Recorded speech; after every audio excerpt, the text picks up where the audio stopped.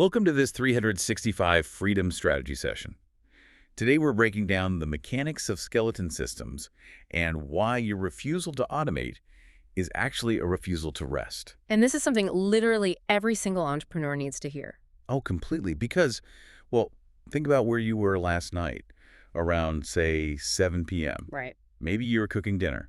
You were standing over the stove, physically present in your kitchen. Sure, physically there. Right, but mentally, you were probably drafting a follow-up email to that one client who still hasn't paid their invoice. Yeah, or you're wondering if the onboarding link actually got sent to the new account that just closed. Exactly. You were physically at home, but your brain was it was entirely trapped inside the operational machinery of your business. And if we're being completely honest here, that exact scenario, it's usually worn as a badge of honor in our industry. It really is. Entrepreneurs convince themselves that this constant, agonizing mental juggling means they are dedicated. They honestly think it proves how much they care about their clients. Right, and today we are putting an absolute end to that myth. Thank goodness. We're looking really closely at the manual drag that just destroys offer delivery. And we're taking a hard look at the psychological walls we build against automation. Because when you actually analyze the real root of burnout, it becomes painfully clear what the issue is. And it isn't a lack of the right software, is it? Not at all. It's the internal permission to trust. So we are going to map out how you actually make that transition today, both structurally and mentally. Because it requires a total restructuring of how you process your own responsibilities as a leader. Yeah. I talk to business owners all the time who are operating under this deeply flawed definition of what it actually means to be a responsible professional. What do you mean by that, specifically? Well, they have somehow confused the act of suffering through repetitive manual tasks with the act of being indispensable to their company's success. Oh, man. I want to challenge that mindset right out of the gate because, honestly, I used to be so guilty of it myself. Most of us were at some point. Right.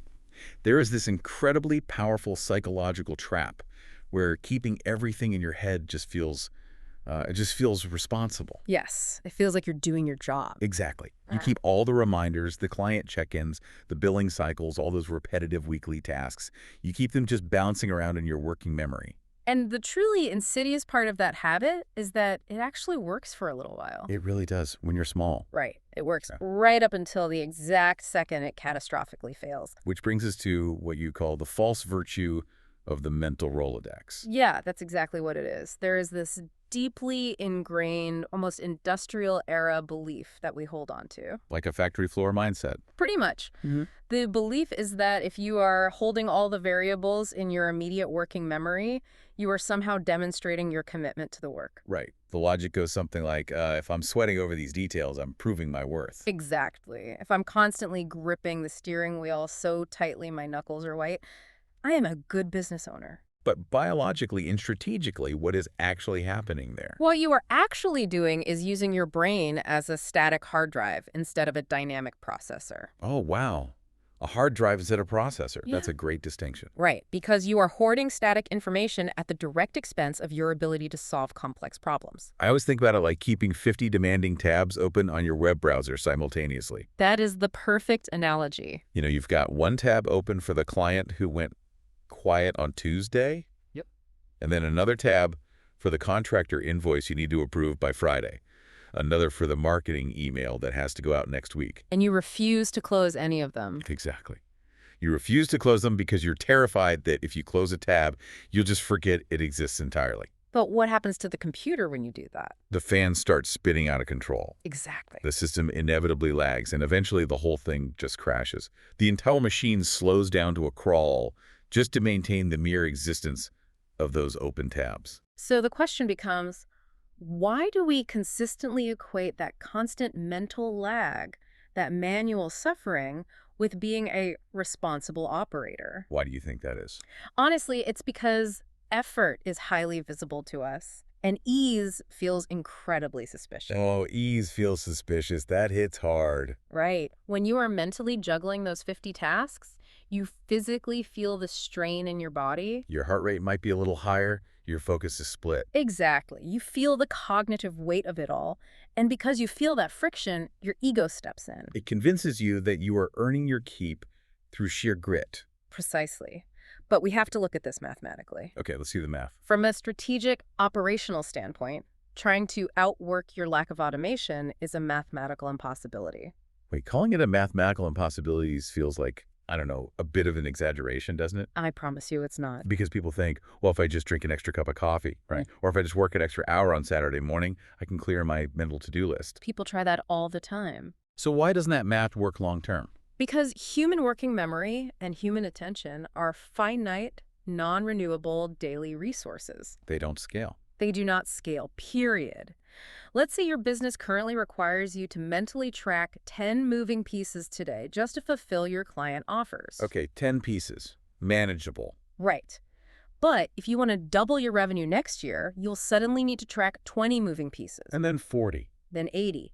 You cannot scale manual mental effort indefinitely because your brain literally does not have the capacity. The cognitive math simply does not support it. It breaks down entirely. When an entrepreneur stubbornly refuses to automate because they want to maintain that tight, white-knuckled manual control, They aren't actually protecting their business. not at all. They are guaranteeing their own burnout. And worse, they officially become the primary bottleneck in their own growth. Okay, that makes total sense. You eventually hit a ceiling where sheer willpower just bounces right off the reality of your biological limits. Exactly. Which brings us to the actual physical toll this takes on the body. Yeah, let's talk about that. Because we aren't just talking about being inefficient with your time here, are we? No, we are talking about something that is actively destructive to your baseline health. I want to highlight a concept that comes up constantly when we analyze burnt-out founders. It's the silent drain. Right. It's this idea that when everything lives in your head, your nervous system literally never rests. Never. And it's called the silent drain because it masquerades as just normal business operations. We just accept it as part of the job. Exactly. But the physiological and psychological cost of relying on a mental Rolodex is staggering. What's actually happening in the brain when we do that? Well, when you do that, your brain is forced into a state of constant background vigilance. Like it's always on guard. Yes. You are continuously scanning your own memory banks to ensure nothing has slipped through the cracks. It's like an endless, punishing internal audit that runs 24/7. And that endless internal audit creates what psychologists call open loops. Right, open loops. I want to really break down what that actually feels like for the person listening right now, because it's so common we almost go completely blind to it. We normalize it. We really do. An open loop is basically a task that you've initiated or committed to, but you haven't completed. And this is the critical part. You haven't delegated it to a system you actually trust. Yes. So it just hangs there in your consciousness. It's the Zeigarnik effect in action. Exactly. For those who don't know, Bluma Zeigarnik was a psychologist back in the 1920s. Oh, I love this study. It's fascinating. She noticed that waiters in a diner could remember complex, unpaid orders perfectly. Like table 4 needs 3 burgers, 2 fries, no pickles. Right. But the exact second the bill was paid, they completely forgot what the customer ordered. Because the loop was closed. Exactly. The human brain is hardwired to remember incomplete tasks. It will prioritize unclosed loops over almost anything else. Which is why you're trying to play with your kids on a Sunday afternoon, but your brain keeps flashing a bright red warning light. Saying, hey, you didn't send that proposal. Exactly. Yeah. You were trying to fall asleep, but your mind is running a full inventory check on tomorrow's deliverables. You are never fully in the room. You're just constantly remembering, checking, and monitoring. And that creates a very specific type of low-grade stress, doesn't it? It does. And this is where I see entrepreneurs get really confused. How so? They think stress is only the loud, urgent, hair-on-fire crisis moments. Like server crashing? Right. But this open-loop stress accumulates quietly. It's a persistent, buzzing hum in the background of your nervous system. But look, I want to push back on that slightly. Because everyone deals with business stress. It's literally part of the job description. True. So why is this specific, quiet accumulation so uniquely dangerous to a founder's ability to focus compared to, say, dealing with a really tough client call? It comes down to how it consumes your passive energy. We have to clearly differentiate between acute stress and chronic low-grade stress. Okay, let's break that down. Acute stress happens when your website goes down or a major client demands an immediate refund. That's the hair on fire moment. Right. Your body dumps adrenaline and cortisol, you mobilize your resources, you deal with the fire is put out, and then crucially, your nervous system returns to baseline. You actually recover. You recover, but the chronic stress of open mental loops never allows your nervous system to find that baseline. It just stays elevated. Yes, the brain expends a massive amount of passive metabolic energy simply holding on to the task. You are continuously burning fuel just to remember that the task even exists. Exactly, which biologically mimics the response of constantly scanning the horizon for a predator. Wow. Scanning for a predator. So your body is physically reacting to an unsent email the exact same way it reacts to a physical threat hiding in the bushes. Yes. And that is no wonder people say they are tired before the day even starts. I used to think I just wasn't sleeping well or, I was just getting older. A lot of people think that. But you wake up exhausted because your nervous system has literally been standing guard all night, making sure you don't forget the 50 open browser tabs. You are entirely depleted before you have sat down to make a single strategic decision. Precisely. You are spending your most valuable, highest leverage resource, which is your focused cognitive energy, on basic administration and rote memory. Rather than execution strategy or creativity, it is a massive waste of energy. Okay, I totally get the diagnosis here. Yeah. The physical toll is real. The math absolutely doesn't scale. Right. But how do we actually break this cycle? Because logically, knowing that keeping everything in your head is bad is one thing. It's the application that's hard. Right. Practically letting go of that control. Handing the keys over to a piece of software. That feels terrifying to a lot of people. It does. I'm going to push back here. Yeah. Has anyone actually made this switch from manual control to automation without their operations just catching fire? They absolutely have. And I want to tell you a story about a founder I worked with recently who exemplifies this perfectly. Oh, great. Let's hear it. This was a classic case of someone who resisted automating anything for months. And I need to be very clear about this up front. This resistance had absolutely nothing to do with a lack of technical skill. Because that's usually the excuse, right? Oh, I'm just not a tech person. It is a very convenient excuse, but it's rarely the truth. Yeah. This particular founder was incredibly smart, highly capable, and could easily follow a basic software tutorial. So what was the real issue? The barrier was entirely psychological. They possessed the ability, they just lacked the trust.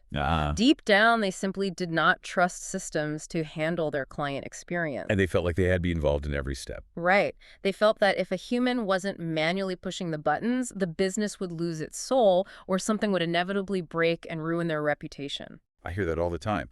So what was the turning point for them? How do you get someone with that level of ingrained skepticism to finally just let go? The turning point was intentionally microscopic. Microscopic, meaning what? Meaning, I didn't ask them to overhaul their entire operation. We didn't build some massive, complex, 20-step workflow. All right, keep it simple. Exactly. We identified one tiny, repetitive friction point.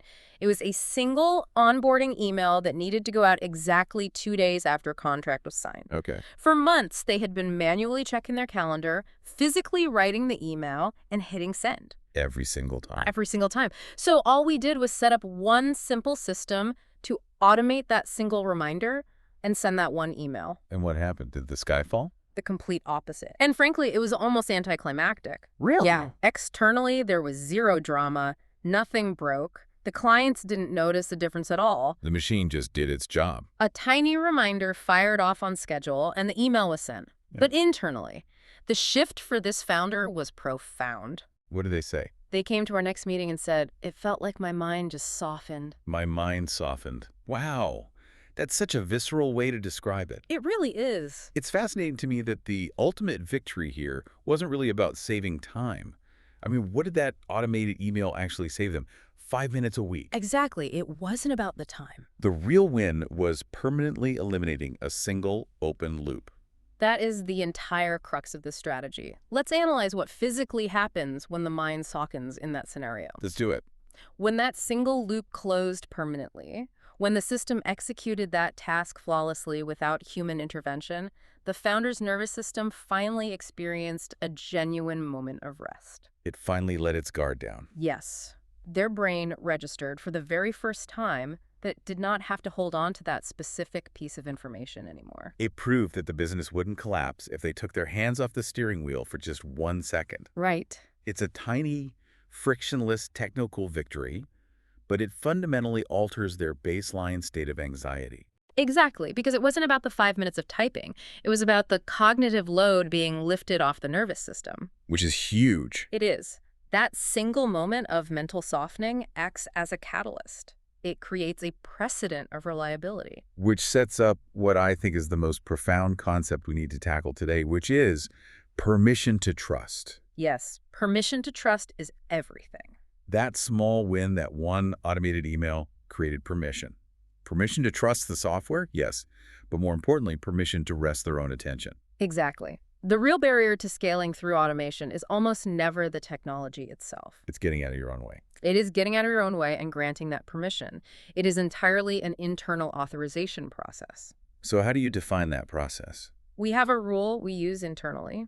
Automation begins the moment you allow systems to remember for you.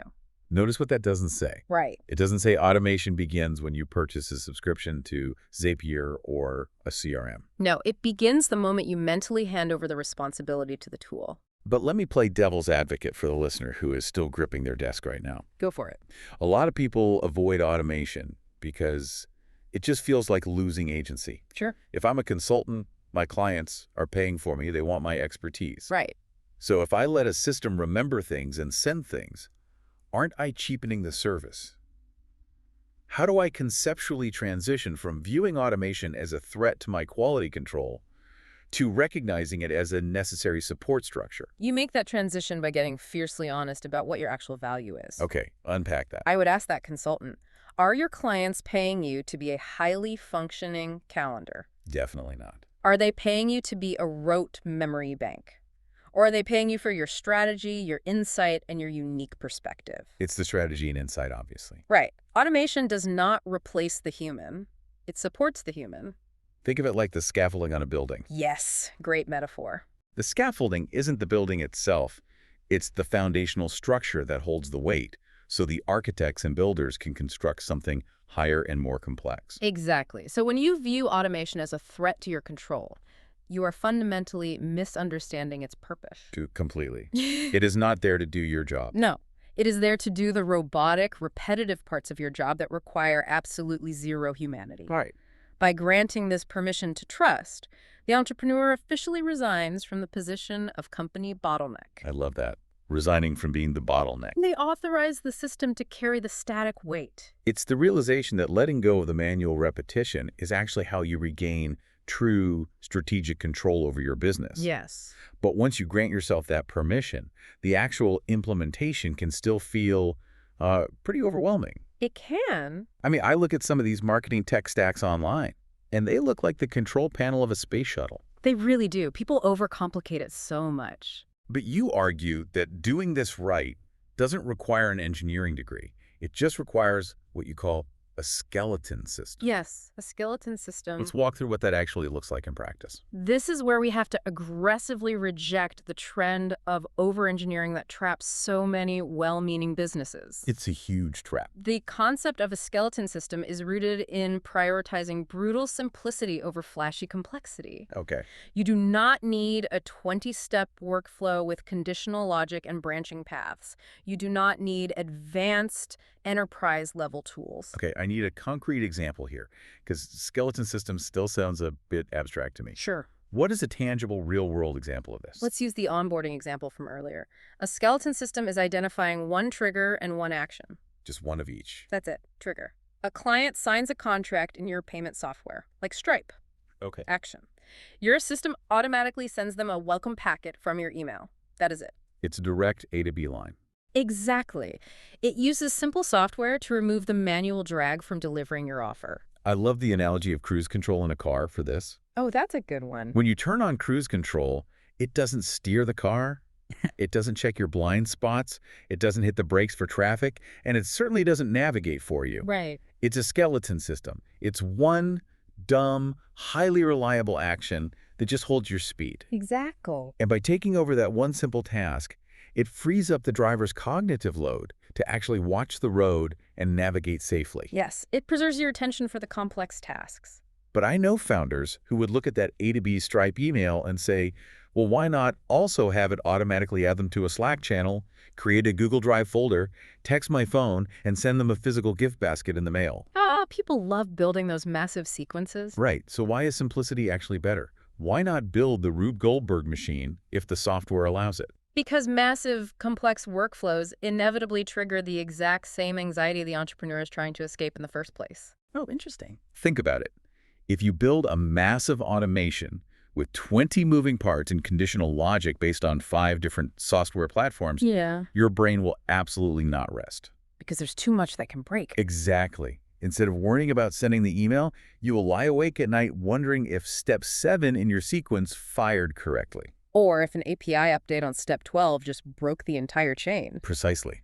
You don't eliminate the stress, you just trade one form of manual mental tracking for another. Ah, I see. You go from the stress of doing the work to the stress of constantly monitoring a fragile monster you built. That is exactly what happens. By stripping it down to a skeleton system, one repeat task, Yeah. carried by one simple system, doing one specific job, you guarantee consistency without triggering your fear of losing control. Because you can actually understand what it's doing. It is transparent. Mm. It is verifiable. You can look at it and see immediately that the single job was done. It is the architectural equivalent of a load-bearing pillar in a house. It isn't flashy. It's very simple. It's incredibly strong. And it does its one job perfectly every single day. That makes so much sense. Implementing these skeleton systems isn't just a clever technical strategy. It really is a fundamental shift in how you value your own capabilities. How so? Well, if you trust a pillar to hold up the ceiling, you don't stand there holding your hands against the ceiling just in case. No, you'd look ridiculous. But you go do something else in the room. Which brings us to the ultimate redefinition of what automation actually represents. Right. It is fundamentally about respecting your energy and your presence. We really have to dismantle a very toxic, lingering stigma in the business world right now. Yes, let's talk about the stigma. There is this pervasive idea that automation equals laziness. Yes. If you aren't grinding through the manual tasks, you're cutting corners. That's the mindset. If you aren't personally typing out every single follow-up email from scratch, you don't care enough about your clients. That stigma is huge in the hustle culture. It is huge, and it is entirely backward. Automation is not laziness. What is it then?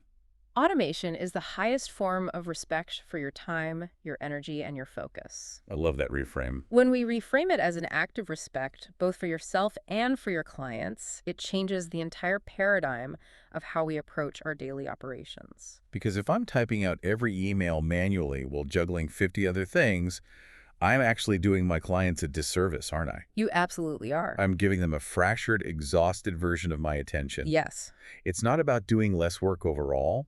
It is about carrying less of the static noise in your head. Exactly. The goal of a skeleton system isn't to just sit on the beach and do nothing.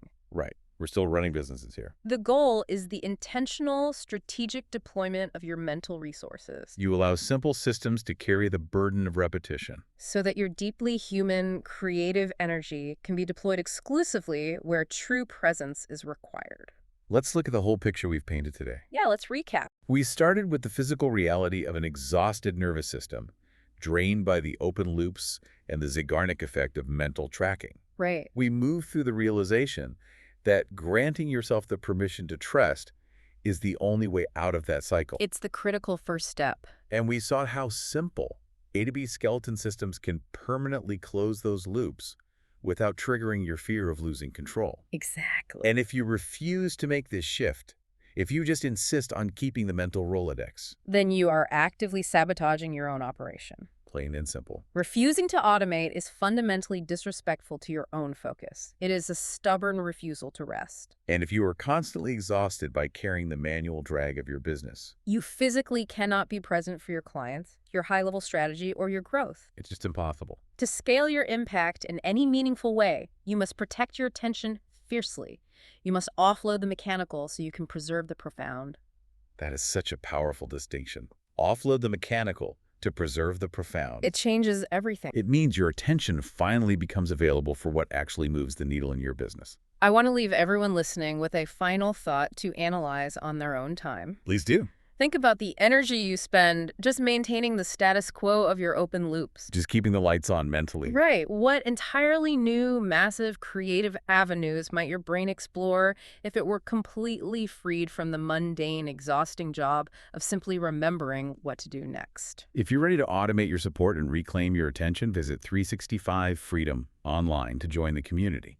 This has been a 365 Freedom Strategy session.